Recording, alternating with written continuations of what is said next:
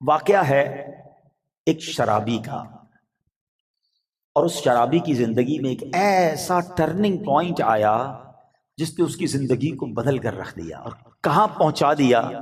بہت amazing story ہے۔ ماجرا یہ تھا کہ وہ شرابی شراب کے نشے میں دھت کہیں جا رہا تھا، راستے میں ایک کاغذ پر نظر پڑی۔ ماشاءاللہ یہاں قرآن پڑھنے والے، پڑھانے والے، اپنی دکانوں پر بھی ماشاءاللہ مدرسہ لگانے والے موجود ہیں، تو آج قرآن پاک کی صرف ایک آیت کی فضیلت کی میں نے بات کرنی ہے۔ پورے قرآن کی شان تو نرالی ہے، ایک آیت میں کیا کچھ ہے اس سے اندازہ ہوگا کہ پھر رب کے کلام میں کتنی عظمتیں ہیں۔ تو وہ جو شراب کے نشے میں دھت جا رہے تھے، انہوں نے دیکھا کہ ایک کاغذ کا ٹکڑا پڑا ہے اور اس پر بسم اللہ الرحمن الرحیم لکھا ہوا ہے۔ اب اس کو خیال آیا کہ میرے رب کا نام زمین پر، ادب کا خیال آیا، عزت کا خیال آیا کہ یہ نہیں ہونا چاہیے۔ حالانکہ وہ غلط کام کر رہے تھے، شراب میں تھے، مگر عطر خریدا، اس کاغذ کے ٹکڑے کو صاف کیا، اسے عطر لگایا اور بلند جگہ پر رکھا۔ اس کے بعد وہ اپنے کام میں مگن ہو گئے۔ اسی رات ایک بزرگ کو خواب میں زیارت ہوئی کہ جاؤ میرے اس بندے کو جا کر کہو کہ تم نے میرے نام کو پاک اور صاف جگہ پر رکھا، بلند جگہ پر رکھا، ہم تمہارے نام کو بھی بلند کریں گے۔ اب بزرگ اس بندے کو جانتے تھے کہ وہ تو شرابی ہے، شرابی کے لیے یہ پیغام کیسے ہو سکتا ہے؟ تو کہتے لگتا ہے خواب میں کوئی غلط فہمی ہوئی، دوبارہ سو گئے۔ دوبارہ سوئے تو پھر دوسری بار یہی پیغام، پھر سوچا نہیں اس بندے کے لیے پیغام نہیں ہو سکتا، تیسری بار خواب میں یہی پیغام دیا گیا۔ اب وہ بزرگ تلاش کرنے نکلے کہ وہ کدھر ہے شراب پینے والا۔ ڈھونڈتے ڈھونڈتے جب پتا چلا اس وقت بھی وہ شراب کی محفل میں ہی بیٹھے ہوئے تھے۔ آواز دی کہ باہر آئیے، وہ تو شراب کے نشے میں مست، تو کسی کو بھیجا کہ جاؤ کہو تمہارے لیے پیغام آیا ہے۔ کہ میرے لیے کون پیغام لایا ہے؟ بہرحال پوچھو کس کا پیغام لائے ہو؟ جو بزرگ شراب خانے کے باہر کھڑے تھے نا، کہ اندر جا کر اسے بتا دو اللہ کا پیغام لایا۔ اب جب یہ سننا تھا تو جھرجھری سی آ گئی، کھڑے ہوئے باہر آئے، اور جب یہ بات بزرگ نے بتائی کہ مجھے تو نہیں پتا تم نے کیا کیا ہے، 3 بار خواب میں مجھے یہ کہا گیا ہے کہ تمہیں بتا دوں، تم نے رب کے نام کو جو تعظیم کی ہے، بسم اللہ الرحمن الرحیم کو معطر کیا، اسے بلند جگہ پر رکھا ہے، مجھے یہ پیغام ملا ہے کہ تمہیں بھی تمہارے نام کو بلندی دی جائے گی، تمہیں عزت اور مرتبہ دیا جائے گا۔ جب یہ سنا کہ میں شراب کے نشے میں دھت اور میرا رب مجھ پہ اتنا مہربان، اس بندے نے توبہ کی، اللہ سے معافی مانگی اور عبادتوں میں لگ گئے۔ اے میرے پیارے اسلامی بھائیوں، یہ انقلاب جو شراب کے نشے میں دھت شخصیت کو اللہ کا ولی بنا گیا، یہ کون تھے؟ یہ کوئی اور نہیں، حضرت بشر حافی رحمت اللہ تعالی علیہ تھے۔ یہ زمانے کے ولی بنے۔ حافی کہتے ہیں ننگے پیر رہنے والے کو۔ آپ معرفت الہی اور اللہ کی یاد میں اتنے گم رہنے لگے کہ آپ چپل ہی نہیں پہنتے تھے، اور کتابوں میں لکھا کہ جب تک حضرت بشر حافی اس شہر میں رہے، کوئی بھی چوپایا جو ہے نا راستے میں گندگی نہیں کرتا تھا، اس ادب کے ساتھ کہ کہیں بشر حافی کے پیر گندے نہ ہو جائیں۔ اور کتابوں میں آتا ہے کہ ایک بار کسی نے دیکھا کہ چوپائے نے گندگی کر دی ہے، تو اس کے مالک نے سمجھ لیا کہ ہو نہ ہو بشر حافی کا انتقال ہو گیا ہے، اور جب معلوم کیا گیا تو ایسا ہی تھا کہ جب وہ زمانے سے وہ دنیا سے چلے گئے، پھر چوپایوں نے راستے کے اندر گندگی کرنا شروع کی۔ یعنی جو اللہ کا ادب کرتا ہے، اللہ کے نام کی تعظیم کرتا ہے، اللہ کی مخلوق جو ہے وہ اس کی تعظیم کرنے لگ جاتی ہے۔ سبحان اللہ۔ تو اے میرے پیارے اسلامی بھائیوں، ادب جو ہے نا وہ بڑی کمال کی شے ہے۔ داتا حضور کی کشف المحجوب پڑھیں تو اس شاندار انداز سے آپ ادب کا درس دیتے ہیں۔ اور یاد رکھیے اسلام میں ادب کا جو ہے نا بہت زیادہ درس ہے۔ آپ سنیے گا، کشف المحجوب شریف کا ایک باب ہے جس کا نام ہے کشف حجاب، یعنی آداب کا بیان۔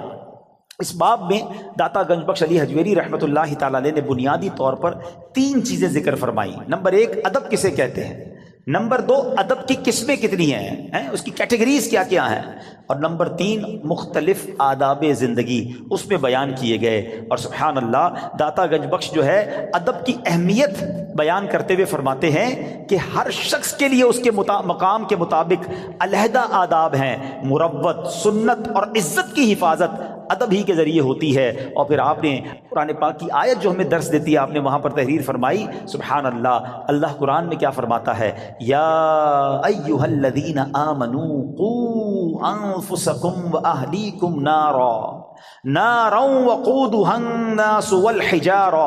اللہ قرآن میں فرماتا ہے اے ایمان والو، اپنی جانوں اور اپنے گھر والوں کو اس آگ سے بچاؤ جس کے ایندھن آدمی اور پتھر ہیں۔ اب بچانے کا طریقہ کیا ہے؟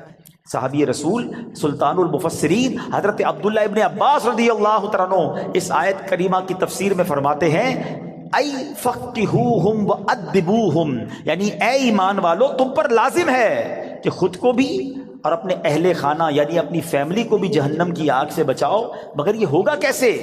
تم کس طرح خود کو اور اہل خانہ کو آگ سے بچا سکتے ہو؟ اس کا طریقہ یہ ہے فقہوہم، خود بھی علم دین سیکھو، دین کی علم حاصل کرو، اپنی فیملی کو، اپنے بچوں کو بھی دین کی سمجھ عطا کرو۔ ادبوہم، خود بھی ادب یعنی مینر سیکھو اور اپنی فیملی کو، اپنے بچوں کو بھی آداب سکھاؤ، اور یہ ہے طریقہ جہنم کی آگ سے بچنے کا۔ تو پتہ چلا کہ ادب کا کتنا بڑا مقام ہے۔ مسلمانوں کی پیاری امی جان حضرت عائشہ صدیقہ طیبہ طاہرہ رضی اللہ تعالی عنہا سے روایت ہے، اللہ پاک کے آخری نبی مکی بدنی رسول ہاشمی صلی اللہ تعالی علیہ وسلم نے فرمایا بچے کا اپنے باپ پر حق ہے کہ وہ اس کا اچھا نام رکھے اور اچھے آداب سکھائے۔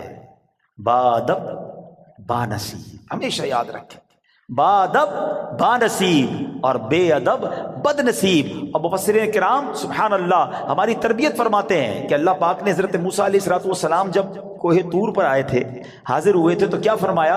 اللہ نے قرآن میں حضرت موسیٰ سے کیا فرمایا؟ بے شک میں تیرا رب ہوں تو تو اپنے جوتے اتار ڈال، بے شک تو پاک جنگل طوا میں ہے۔ اس کی تفسیر میں مفسرین نے لکھا کہ اللہ پاک نے جو حضرت موسیٰ علیہ السلام کو جوتے اتارنے کا حکم دیا، اس کی وجہ یہ تھی کہ بادشاہوں کے دربار میں جوتے اتار کر حاضر ہونا یہ ادب کا انداز ہے، اور خدا تو احکم الحاکمین ہے۔ تو حضرت موسیٰ اللہ کی بارگاہ میں وادی طوا میں جا رہے ہیں، لہذا حکم ہوا کہ اے موسیٰ اپنے رب کریم اور اس بابرکت وادی کے ادب میں نالین شریف اتار دیجئے۔ تو پتہ چلا ادب کا درس اللہ کریم کی طرف سے قرآن پاک میں جا بجا موجود ہے۔ اور سنیے، حضرت جلال بصری رحمۃ اللہ تعالی علیہ فرماتے ہیں ایمان کا تقاضا یہ ہے کہ بندہ شریعت پر عمل کرے، لہذا جو شریعت نہیں جانتا وہ کامل ایمان والا نہیں، اور شریعت ادب سکھاتی ہے، تو جو ادب نہیں جانتا اس کا ایمان کامل نہیں۔ سیدی اعلیٰ حضرت امام عشق و محبت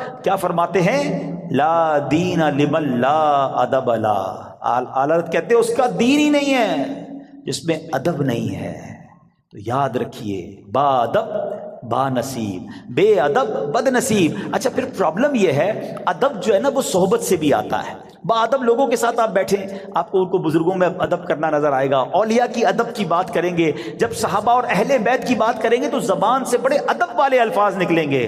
مگر آج پرابلم یہ ہے کہ بے ادبوں سے دوستی، بے ادبوں کی باتیں سنتے سنتے زبان بھی بے ادب ہو جاتی ہے۔ تو اے میرے پیارے اسلامی بھائیوں، آج سیدی اعلیٰ حضرت کا یہ پیغام لے جاؤ، لا دین لمن لا ادب لا، اس کا دین ہی کمپلیٹ نہیں ہوتا ہے جس کے اندر ادب نہیں ہوتا ہے۔ اور یہی درس داتا حضور داتا گنج بخش علی حجویری رحمۃ اللہ تعالی علیہ کا ہے۔ ہم سب نے یہ نیت کرنی ہے کہ ہمیں صحبت بھی اختیار کرنی ہے، ماحول بھی اختیار کرنا ہے، دوستی بھی کرنی ہے، تو ادب والوں کے ساتھ کرنی ہے، عشق والوں کے ساتھ کرنی ہے، جو اولیاء کا ادب کریں، جو صحابہ کا ادب کریں، جو اہل بیت کا ادب کریں، جو انبیاء کا ادب کریں، اور جو ہمارے آقا جناب رسول اللہ صلی اللہ تعالی علیہ وسلم کا دل و جان سے ادب کریں۔ تو بہرحال اس ایک واقعے میں جہاں ادب کا درس ملا، حضرت بشر حافی کو مقام کیسے مل گیا؟ بظاہر کون سی نماز تھی، کون سا سجدہ تھا، کون سا صدقہ تھا؟ ادب نے زمانے کا ولی بنا دیا۔ اور بے ادبی جو ہے نا وہ بندے کو تخت سے تختے پر لے آتی ہے، سب برباد ہو جاتا ہے۔ ابلیس شیطان عبادت گزار تھا نا، معلم الملکوت تھا، فرشتوں کا استاد تھا، جنت کا خزانچی تھا، بے ادبی کی نا، حضرت آدم علیہ السلام کو سجدہ نہیں کیا، بلکہ بڑے جس کو کہنا کہ تکبرانہ انداز میں کہا کہ میں کیوں سجدہ کروں، انا خیر من، اے اللہ میں اس سے بہتر ہوں، خلقتنی من نار وخلقتہ من طین، تو نے مجھے نار سے آگ سے بنایا، ان کو مٹی سے بنایا ہے۔ بے ادبی، ایک بے ادبی نے عزازیل کو، فرشتوں کے استاد کو ابلیس بنا دیا، مردود قرار دے دیا گیا۔ آج میں اور آپ سوچیں کہ اگر ہماری زبان میں ادب نہیں ہے، ہمارے انداز میں ادب نہیں ہے، تو ہم کہیں مارے نہ جائیں۔ اور ادب کی تعلیم ہمیں اپنے بچوں کو دینی ہے، اپنی فیملی کو دینی ہے۔ تو ایک پہلا درس آج کے بیان سے ادب کا لے کے جانا ہے۔ اور سبحان اللہ، اے اہل سنت والو، تمہیں مبارک ہو، تمہیں کمال کا مسلک اور کمال کی کہتے ہیں نا منہج ملا ہے، خوبصورت راستہ ملا ہے، دین کا کیا خوبصورت حصہ ملا ہے کہ جب بھی آپ عاشقان اہل بیت سے، اہل سنت والوں سے ملتے ہیں نا، سبحان اللہ، وہ صحابہ سے بھی پیار کرتے نظر آئیں گے، وہ اہل بیت سے بھی پیار کرتے نظر آئیں گے، وہ اولیاء سے بھی محبت کی بات کریں گے۔ کچھ لوگ کسی کے پاس جاؤ صحابہ کی بات کرتے ہیں، اہل بیت کی بات نہیں کرتے، کچھ اہل بیت کی بات کریں تو صحابہ کی بات نہیں کرتے۔ اہل سنت والوں، تمہارا بیڑا پار ہے، اور کیوں نہ ان ہستیوں سے ہم پیار کریں، کیونکہ یہ راستہ تو نبی پاک نے ہمیں دکھایا ہے۔ سبحان اللہ، میرے آقا نبی پاک علیہ الصلوۃ والسلام اپنے صحابہ کے بارے میں کیا فرماتے ہیں؟ فرماتے اصحابی کالنجوم فبأیہم اقتدیتم اہتدیتم، میرے صحابہ ستاروں کی مانند ہیں، لائک سٹارز، کسی کی بھی پیروی کر لو تم ہدایت پا جاؤ گے۔ صحابہ کو ستارے کہا، اور سبحان اللہ اپنی آل کو کیا فرمایا؟ ایک حدیث کا مضمون ہے، میرے آقا فرماتے میری آل میری امت کے لیے کشتی نوح کی مانند ہے، جو اس میں سوار ہو گیا اس کا بیڑا پار لگ جائے گا۔ تو یہ تو دونوں ہمارے لیے ضروری ہے نا، ہماری دونوں آنکھیں ہیں، صحابہ بھی دل و جان سے ہمیں پیار ہے، اہل بیت پہ جان قربان ہے۔ تو سبحان اللہ، بریلی کے تاجدار امام عشق و محبت نے اہل سنت کا یہ عقیدہ کس شان سے اور کس پیارے انداز میں بیان کیا، اور ان دونوں حدیثوں کا عطر عطا کر دیا۔ دیکھیں آج جو پڑھے لکھے لوگ بیٹھے ہیں، آج کل تو کمپاس وغیرہ آ گئے اور اس سے پانی کے جہاز راستہ ڈھونڈ لیتے ہیں، مگر ایک زمانہ ایسا تھا کہ کشتی چلانے والے ستاروں سے راستہ ڈھونڈتے تھے۔ تو دو چیزیں چاہیے ہوتی تھی سفر کمپلیٹ کرنے کے لیے، اچھی کشتی اور ستارے۔ سبحان اللہ، اب دیکھو بریلی کے تاجدار کیا کہتے ہیں، فرماتے ہیں اہل سنت کا ہے بیڑا پار، اصحاب حضور نجم ہے اور ناؤ ہے عطرت رسول اللہ کی۔ نجم کہتے ہیں ستاروں کو، ہمارے تو ستارے صحابہ ہیں اور ہماری کشتی اہل بیت ہیں، تو پھر بیڑے نے پار ہی لگنا ہے نا انشاءاللہ۔ تو سبحان اللہ، ہر صحابی نبی، تو ادب، سب کا ادب، اولیاء کا ادب، بلکہ اولیاء کا، صحابہ کا، اہل بیت کا تو اپنی جگہ کرنا ہی کرنا ہے۔ ہمیں نارمل مسلمانوں سے بھی ادب سے بات کرنی ہے، ہمیں کیوں کسی کو ذلیل کرنا ہے، کیوں کسی سے لڑائی کرنی ہے، کیوں کسی کو طنز کرنا ہے۔ ایک بات یاد رکھیے گا، اللہ کریم نے اپنے اولیاء کو اپنے بندوں میں چھپا کر رکھا ہے۔ ہمیں نہیں پتا کون اللہ کا ولی ہو سکتا ہے، یہاں کوئی رب کے ایک نہیں، ایک سے زیادہ ولی بیٹھے ہو۔ اچھا، علماء یہ بھی بتاتے ہیں کہ اس بندے کو بھی نہیں پتا ہوتا کہ وہ ولایت کی منزل میں پہنچ چکا ہے، اللہ جسے چاہے اپنا ولی بنا لے۔ تو اب ہم اللہ کے کسی ولی سے لڑ رہے ہیں، اس کو ڈانٹ رہے ہیں، اس کو جھڑک رہے ہیں، اس کو ذلیل کر رہے ہیں کیونکہ میرا ملازم ہے، کیونکہ وہ غریب ہے، اس لیے نہیں۔ اگر وہ رب کا ولی ہے، ویسے تو عام مومن کو بھی تنگ نہیں کر سکتے، لیکن ولایت کی بات دیکھیں، جتنا چھوٹا سا میرا مطالعہ ہے، علماء بھی بیٹھے ہیں، اب تک جو میں نے پڑھا ہے، دو ہی باتوں میں نے یہ پڑھا ہے کہ جہاں اللہ سے جنگ کرنے کی بات کی گئی ہے، اور یہ کتنی خطرناک بات ہے۔ نمبر ایک، سود کا کام کرنے والا۔ اے میرے تاجران بھائیوں، کبھی بھی سود نہ لینا نہ دینا، سود کا کاروبار مت کرنا، اس کے قریب مت جانا، کیونکہ اس کے بارے میں نبی پاک نے جو فرمایا، حدیث پاک کا مضمون ہے، وہ ایسا ہے جیسا اس نے رب سے جنگ کیا۔ اللہ سے جنگ، یار اللہ سے جنگ کر کے کوئی جیت سکتا ہے؟ برباد ہی ہوگا نا، تباہ و برباد ہو جائے گا۔ ہم نے سود کا کام کرنے والوں کو اینڈ آف دا ڈے برباد ہوتے ہی دیکھا ہے۔ اور جو دوسری روایت نظروں سے گزری ہے نا، فرمایا جس نے اللہ کے ولی سے دشمنی کی، وہ ایسا ہے جیسے اس نے رب سے جنگ کا اعلان کر دیا، یا اللہ اس سے اعلان جنگ فرماتا ہے۔ اب سوچ لو، اگر کسی ولی سے ہی دشمنی ہو گئی، اللہ کے کسی بندے سے دشمنی لے کے بیٹھے ہیں، لڑائی کر رہے ہیں، تنگ کر رہے ہیں، اور کیا پتہ وہ اللہ کی بارگاہ میں کیا مرتبہ رکھتا۔ ادب، پیار، محبت، درگزر۔ کوئی غریب بھی ہے تو ہمیں نہیں پتا اللہ کی بارگاہ میں اس کا کیا مرتبہ ہے، بلکہ احادیث میں تو یہ مضمون نبی پاک نے سمجھے صراحت کر دی اور ڈیفائن کر دیا، کہ جس کا مضمون یہ کہ کچھ لوگ ایسے ہوتے ہیں جن کے بال بکھرے ہوتے ہیں، پرا گندا بال، میلے کچیلے کپڑے، محفل میں کوئی انہیں بلاتا نہیں ہے، نہ آئے تو کوئی نوٹس بھی نہیں کرتا، مگر اللہ کی بارگاہ میں ان کا یہ مرتبہ ہوتا ہے کہ اگر وہ قسم اٹھا لیں تو رب وہ قسم پوری فرما دیتا ہے۔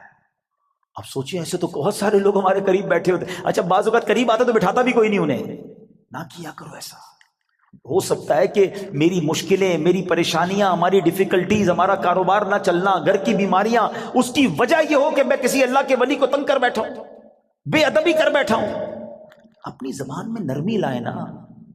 کسی بڑے اس کو نا سمجھدار آدمی نے ایک بات کہی ہے کہ میٹھا کھانے سے شوگر ہوتی ہے، میٹھا بولنے سے شوگر نہیں ہوتی۔ میٹھا بولنا شروع کر دو نا یار، میٹھا بولنا ہی چھوڑ دیا ہم نے۔ میٹھے بول اپنائیں، سب کے ساتھ پیار سے بات کریں۔ کچھ لوگوں کا انداز ہی بڑا روب والا ہوتا ہے، اور پھر کیا ہوتا ہے، کہتے ہیں نا زبان میں ہڈی ہوتی نہیں مگر کئی ہڈیاں توڑوا دیتی ہے۔ زبان میں تلوار نہیں مگر خون بہا دیتی ہے۔ کسی کی تلوار کا وار جو ہونا اس کا زخم بھر جاتا ہے مگر زبان کا زخم نہیں بھرتا ہے۔ تو زبان کا اچھا استعمال، ادب۔ آج یہ درس لے کے جاؤ کہ انشاءاللہ۔ اچھا اب ادب کیسے ملے گا؟ با ادب لوگوں کے ساتھ بیٹھ کر ملے گا۔ تو الحمدللہ دعوت اسلامی کا ماحول جہاں آپ کو ادب ہی سکھایا جاتا ہے، بچوں سے بھی شفقت کرنی ہے، بڑوں سے بھی پیار سے بات کرنی ہے، بزرگوں سے کیسے بات کرنی ہے، اولیاء، صحابہ، اہل بیت، ازواج مطہرات، امہات المومنین، ادب ہی کی بات آپ کو ملے گی۔ بے ادبی کا اسٹائل ہے ہی نہیں۔ تو یہاں رہو، انشاءاللہ با ادب بن جائیں گے۔ ہم اللہ سے دعا کرتے ہیں، نبی پاک کی بارگاہ میں التجا کرتے ہیں کہ حضور ہمیں اپنے با ادب غلاموں میں ہی شامل رکھیے گا۔ بڑا پیارا شعر ہے نا کلام کا، محفوظ شاہ رکھنا صدا بے ادبوں سے، محفوظ شاہ رکھنا صدا بے ادبوں سے، اور مجھ سے بھی سرزد نہ کبھی بے ادبی۔ تو انشاءاللہ با ادب رہیں گے انشاءاللہ۔ اب دوسرا درس اس واقعے سے کیا ملتا ہے؟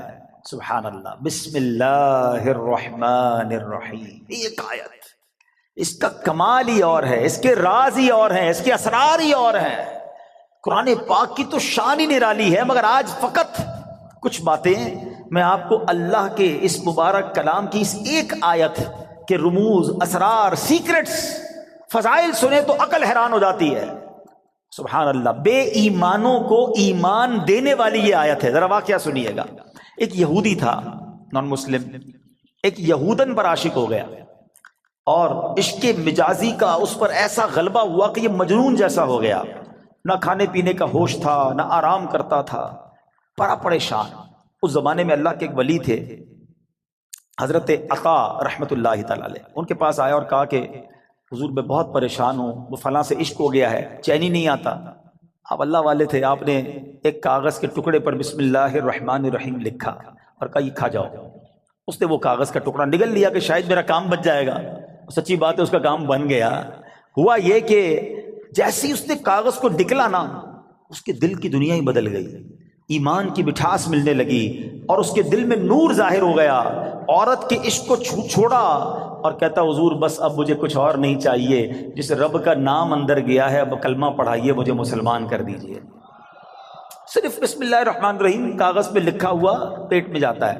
اب اس یہودن کو پتہ چل گیا کہ میرا عاشق تو مسلمان ہو گیا ہے۔ وہ بھی حضرت کی بارگاہ میں آئی اور کہا کہ میں ہی وہ عورت ہوں کہ جس کے عشق میں وہ مبتلا تھا، وہ مسلمان ہو گیا ہے۔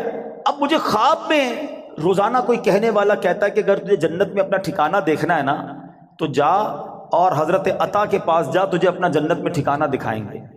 تو حضرت میں آپ کے پاس آئی ہوں، بتائیے جنت کہاں ہے؟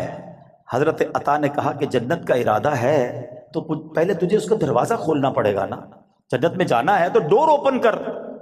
تو وہ کہتی جنت کا دروازہ میں کیسے کھولوں؟ فرمایا بسم اللہ الرحمن الرحیم پڑھ۔ آپ نے فرمایا جنت کا دروازہ کھولنا ہے نا، بسم اللہ الرحمن الرحیم پڑھ۔ جیسے ہی اس نے بسم اللہ الرحمن الرحیم پڑھا، دل میں نور بڑھنے لگ گیا، کہتی حضور بس اب مجھے اسلام میں داخل کیجئے۔ اس نے کلمہ پڑھا اور بسم اللہ شریف کی برکت سے وہ بھی مسلمان ہو گئی۔ اسی رات جب وہ نو مسلم خاتون جو ہے رات کو سوئی تو خواب میں جنت میں داخل ہوئی، خوبصورت محل دیکھا، گنبد دیکھے، ایک گنبد پر لکھا تھا بسم اللہ الرحمن الرحیم لا الہ الا اللہ محمد الرسول اللہ۔ عورت نے یہ الفاظ پڑھے تو کسی پکارنے والے نے کہا اے پڑھنے والی، اللہ پاک نے یہ سب تجھے عطا فرما دیا ہے۔ ہائے ہائے ہائے، بسم اللہ کی برکت ہے، ہم نے پائی جنت ہے، کتنی اچھی قسمت ہے، یہ سب رب کی رحمت ہے۔ تو بسم اللہ الرحمن الرحیم کی تو کیا ہی بات ہے۔ پیارے اسلامی بھائیوں، ایک پوری آیت، یہ یاد رہے، شاید بہت سارے لوگوں کو پتہ نہیں ہوتا کہ دو سورتوں کے درمیان فاصلے کے لیے بسم اللہ الرحمن الرحیم کو اتارا گیا، اور یہ آیت قرآن پاک میں ایک جگہ قرآن کا حصہ بھی ہے، پارہ 19 سورہ نمل، اور یہ آیت کا حصہ ہے، اور اس کے معنی کیا ہے؟ اللہ کے نام سے ہے جو نہایت مہربان رحم والا۔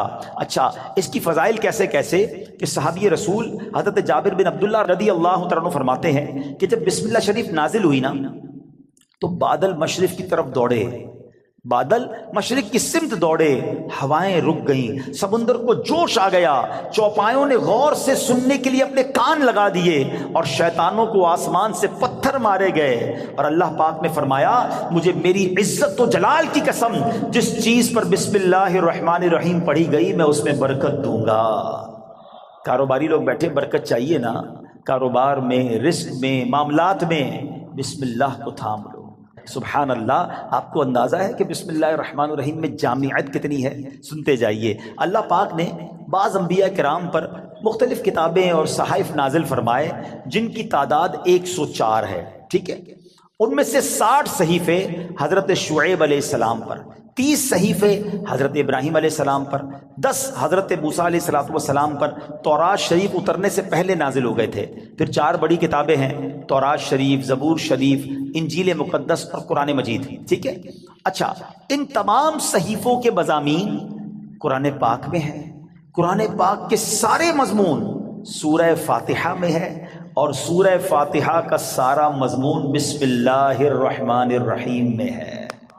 اور سنو، بسم اللہ الرحمن الرحیم کا سارا مضمون بسم اللہ کے حرف با میں موجود ہے، اور اس کے معنی کیا ہے؟ بی کان ما کان و بی یکون ما یکون، یعنی جو کچھ بھی ہے مجھ یعنی اللہ پاک ہی سے ہے، اور جو کچھ ہوگا مجھ یعنی اللہ پاک سے ہی ہوگا۔ اللہ اکبر، یہ کمال ہے بسم اللہ الرحمن الرحیم کا کہ تمام صحیفوں اور قرآن مجید کا نچوڑ اس کے اندر موجود ہے۔ اور سبحان اللہ، بسم اللہ کے فضائل کتنے! امام فخر الدین رازی رحمۃ اللہ تعالی علیہ فرماتے ہیں بسم اللہ الرحمن الرحیم کے 19 حروف ہیں، ٹھیک ہے؟ اور دوزخ پر عذاب دینے والے فرشتے بھی 19 ہیں۔ تو آپ فرماتے ہیں کہ امید ہے ایک ایک حرف کی برکت سے ایک ایک فرشتے کا عذاب دور ہو جائے گا۔ بسم اللہ پڑھتے رہا کرو۔ اچھا، آپ فرماتے ہیں دن میں کتنے گھنٹے؟ دن رات میں 24 گھنٹے ہیں۔ فرماتے 5 گھنٹے 5 نمازوں میں گھیر لیے، 19 گھنٹوں کے لیے بسم اللہ الرحمن الرحیم کے 19 حروف عطا فرمائے۔ پس جو خوش نصیب بسم اللہ الرحمن الرحیم کا ورد کرتا رہے اور نماز 5 وقت پڑھتا رہے، اس کا ہر گھنٹہ عبادت میں کاؤنٹ ہوتا رہے گا۔ تو یہ کمال کا وظیفہ ہے۔ نارملی ہماری توجہ اس طرف نہیں جاتی ہے۔ اچھا، بعض اوقات ہم لوگ کہتے ہیں ہمارے کام ادھورے رہ جاتے ہیں، کام شروع کرتے ہیں، ڈیل بنتے بنتے رہ جاتی ہے، کام ادھورا رہ جاتا ہے، پوری نہیں ہو پاتی ہماری بات۔ سنیے، اللہ پاک کے پیارے اور آخری نبی صلی اللہ تعالیٰ علیہ وسلم نے فرمایا جو بھی اہم کام بسم اللہ سے شروع نہیں کیا جاتا وہ ادھورا رہ جاتا ہے۔ غور فرمائیے، یہ کیسی محرومی ہے۔ اگر اچھے اور اہم کام سے پہلے بسم اللہ نہ پڑھی جائے تو کام ادھورے رہ جاتے ہیں، اس میں برکت نہیں ہوتی۔ اب ہو سکتا ہے کہ ذہن میں خیال آئے کہ میں تو بسم اللہ نہیں پڑھتا، پھر بھی کام پورے ہو جاتے ہیں۔ تو اس کا جواب یہ ہے کہ کام کا بظاہر پورا ہو جانا اور بات ہے، اور اس میں برکت کا نہ ہونا اور۔ مثلا کسی نے بغیر بسم اللہ کے کھانا کھایا، کھانا پیٹ میں بھی گیا، پیٹ بھر بھی گیا، لیکن اب اس میں برکت اسے حاصل نہیں ہوگی، کھانا پوری طرح ہضم نہیں ہوتا، یا بعض اوقات جزو بدن نہیں بنتا، بہت ساری جناب اس میں پرابلم رہتی ہیں۔ تو بہرحال ہمیں جو ہے بسم اللہ شریف کا ورد کرنا چاہیے، اور ایسے ایسے واقعات اس کے فضائل میں کتابوں میں لکھے۔ امیر اہل سنت نے اپنی شورۂ آفاق کتاب فیضان سنت میں ایک کمال کا واقعہ لکھا کہ ایک مبلغ جو ہے، ایک داعی جو ہے، بسم اللہ کے فضائل بیان کر رہے تھے، تو ایک غیر مسلم عورت بھی بیٹھی تھی۔ لڑکی نے سنا کہ بسم اللہ کی اتنی فضیلت ہے، تو اب اس نے جناب اسلام قبول کر لیا۔ اب اس کی زبان پر ہر وقت بسم اللہ رہتا تھا، تو اب جو اس کا والد تھا نا، غیر مسلم تھا، وہ بڑا غصے میں آیا، طرح طرح کی تکلیفیں دینے لگا کہ کسی طرح اپنی بیٹی کو جو ہے وہ تکلیف دے کر اسلام سے پھیر لے، اور اگر نہیں مانتی تو اب اس پر کوئی الزام لگائیں تاکہ یہ قتل کر دی جائے۔ تو لڑکی کا باپ جو بادشاہ کا وزیر تھا، ایک دن اس نے شاہی مہر والی انگوٹھی اپنی بیٹی کو رکھنے کے لیے دی۔ بیٹی نے انگوٹھی لی اور بسم اللہ الرحمن الرحیم کہہ کر انگوٹھی پہلے وصول کی، بسم اللہ الرحمن الرحیم پڑھ کر، اور اس کے بعد اس نے بسم اللہ الرحمن الرحیم پڑھ کر جیب میں ڈال دی۔ رات کو جب وہ سوئی تو والد نے انگوٹھی جیب سے نکالی اور دریا میں ڈال دی کہ اب صبح جب انگوٹھی نہیں ہوگی تو اس کو پکڑا دوں گا اور یہ ماری جائے گی۔ تو اب جیسے ہی وہ انگوٹھی دریا میں ڈالی، اللہ کا کرنا ایسا ہوا کسی مچھلی نے وہ انگوٹھی کو نگل لیا۔ صبح کو ایک شکاری نے جال ڈالا، اتفاق سے وہی مچھلی جال میں آ گئی۔ اس نے لا کر وہی مچھیرے نے اسی وزیر کو وہ مچھلی لا کے تحفے میں دی۔ وہ وزیر جو ہے اپنی بیٹی کو مچھلی دیتا ہے کہ بیٹی اس کو پکاؤ، تو بیٹی نے بسم اللہ الرحمن الرحیم پڑھ کر جو ہے وہ مچھلی کو کھولا، اس کو چاک کیا، اندر وہی انگوٹھی موجود تھی۔ پھر بسم اللہ پڑھی اور انگوٹھی اپنے پاس رکھ لی۔ والد صاحب نے ناشتے کے بعد کہا بیٹی وہ انگوٹھی کدھر ہے؟ بسم اللہ پڑھ کر وہ انگوٹھی واپس کر دی کہ یہ انگوٹھی واپس آ گئی۔ اللہ اکبر! اب باپ حیران کہ یہ کیسے ہوا؟ تو اس نے کہا میں نے تو کوئی بھی کام جو بھی کیا اللہ کے نام سے شروع کرتی گئی، رب نے مشکل سے نکال دیا۔ ہمارا پرابلم یہی ہے، ہم بہت ساری فضول باتیں کرتے ہیں، اللہ کا ذکر نہیں کرتے، اللہ کا نام نہیں لیتے۔ اپنے ہر جائز کام سے پہلے بس عادت بنا لو، بسم اللہ الرحمن الرحیم، بسم اللہ الرحمن الرحیم، پھر آپ اس کی انشاءاللہ برکتیں دیکھیں گے۔ سبحان اللہ! یہ جو کھانا کھاتے ہیں نا، اس کے بارے میں آتا ہے کہ کھانے سے پہلے پیارے آقا علیہ الصلوۃ والسلام فرماتے ہیں کہ جس کھانے پر بسم اللہ نہ پڑھی جائے وہ کھانا شیطان کے لیے حلال ہو جاتا ہے۔ یعنی بسم اللہ نہ پڑھنے کی صورت میں شیطان اس کھانے میں شریک ہو جاتا ہے۔ ایک بار کیا ہوا کہ حضرت ابو ایوب انصاری فرماتے ہیں کہ ہم نبی پاک کے ساتھ حاضر تھے، کھانا پیش کیا گیا، ابتدا میں بڑی برکت ہو رہی تھی کھانے میں، اور تھوڑی دیر ہوئی تو بڑی بے برکتی شروع ہو گئی۔ تو ہم نے عرض کی یا رسول اللہ صلی اللہ تعالیٰ علیہ وسلم ایسا کیوں ہوا؟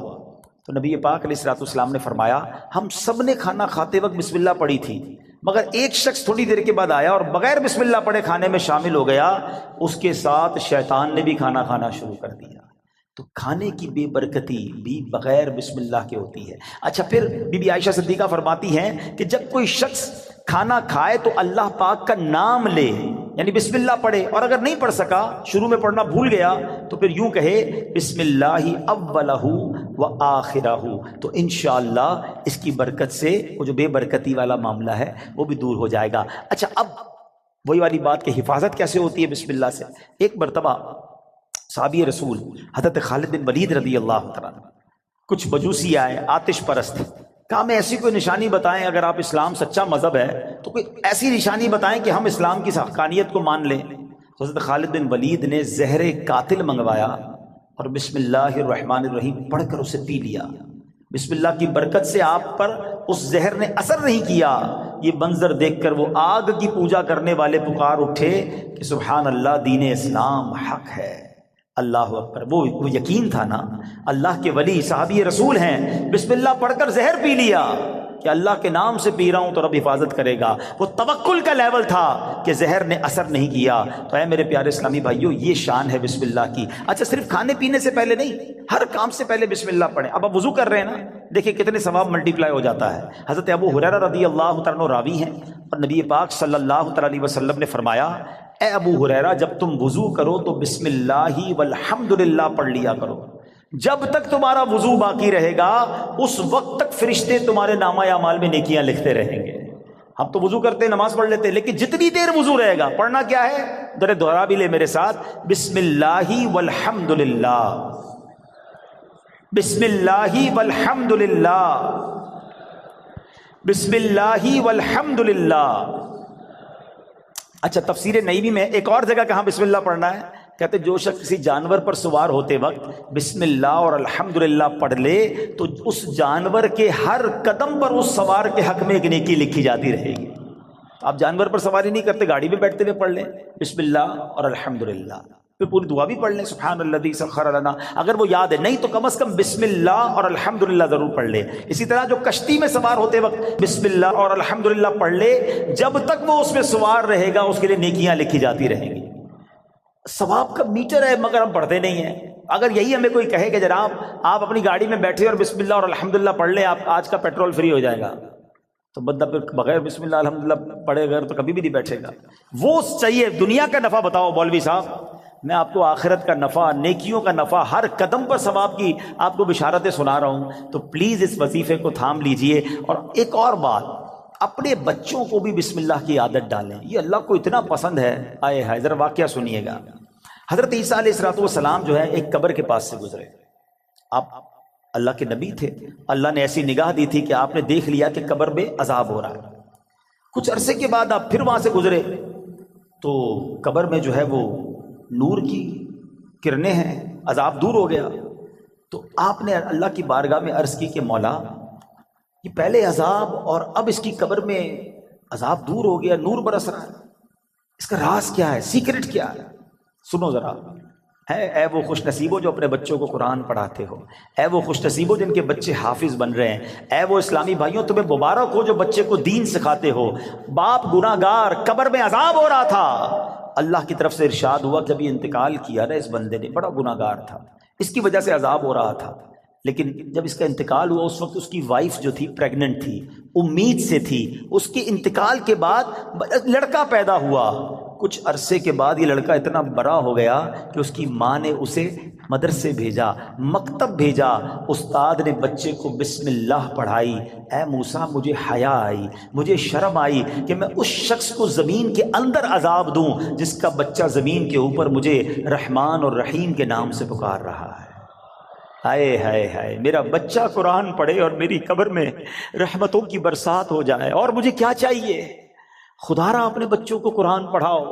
ہم لوگ آج لگ گئے، دوڑ میں لگ گئے، جناب فلاں یونیورسٹی، فلاں کالج، فلاں ڈگری، فلاں پی ایچ ڈی، فلاں software. We are not against, ہم دعوت اسلامی والے دنیا کی پڑھائی کے خلاف نہیں ہیں، لیکن دنیا کے پیچھے اتنا تو مت بھاگو نا کہ ہم اپنے دین کو ہی بھول جائیں، ہمارے بچوں کو قرآن ہی نہ آئے، ہمارے بچے حدیث ہی نہ جانے، ادب ہی نہ جانے۔ آج جناب بہت زیادہ ہم آگے دنیا کی طرف چلے گئے۔ میں 2-3 ایگزامپل دیتا ہوں، اگر آپ کو لگتا ہے ایسا نہیں ہے تو کبھی گھر میں ڈنر پر بیٹھے ہوں، بچے ساتھ ہوں، فیملی ساتھ، ایک چھوٹا سا ٹیسٹ لو نا اپنے بچوں اور فیملی کا۔ چلو بچوں آج ایک چھوٹا سا ایک ٹیسٹ لیتے ہیں، وہ انٹرسٹ بھی لیں گے، بیٹا جاؤ کاپی پینسل لے کر آ جاؤ، ٹھیک ہے؟ ان کو کہیں بیٹا پہلے صفحے پہ لکھو کہ تمہیں کتنے کرکٹرز کے نام یاد ہیں۔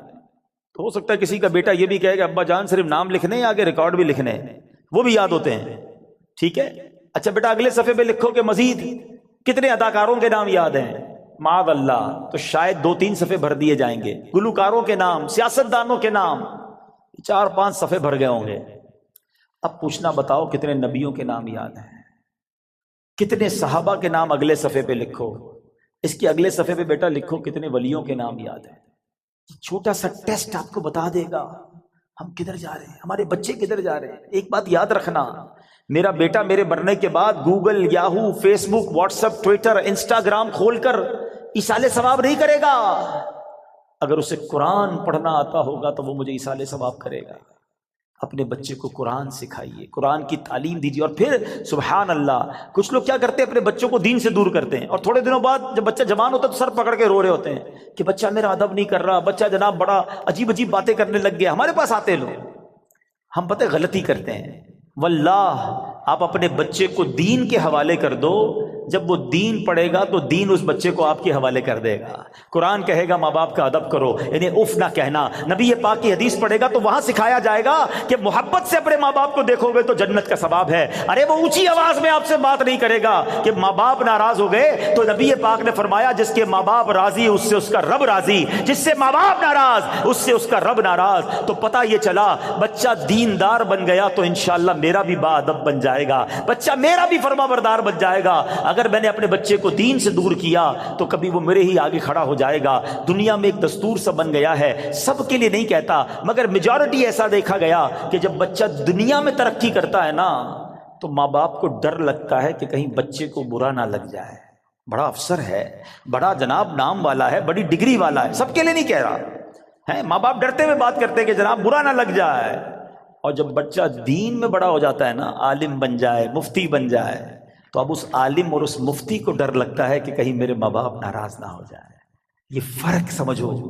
تو اپنے بچے کو قرآن پڑھائیے، دین سکھائیے. یہ بچہ آپ کا نیک بن گیا نا، خدا نہ خواستہ اگر میرے گناہوں کی سبب اگر کوئی گڑبڑ قبر میں ہو بھی گئی نا تو نیک اولاد کی دعا، نیک اولاد کا عمل جو ہے وہ انشاءاللہ مغفرت کا ذریعہ بن جائے گا. تو اپنی اولاد کو اپنے لیے ہمیں صدقہ جاریہ بنانا ہے. سبحان اللہ. مولا علی شیر خدا نے ایک بڑا پیارا وظیفہ دیا، اور شاید اب جو میں وظیفہ بتانے جا رہا ہوں جتنے لوگ یہاں موجود ہیں سب کو اس وظیفے کی ضرورت ہے. مولا علی شیر خدا کرم اللہ تعالی وجہ الکریم سے بیسیکلی تو یہ روایت ہے. وظیفہ تو نبی پاک علیہ الصلوۃ والسلام نے عطا فرمایا.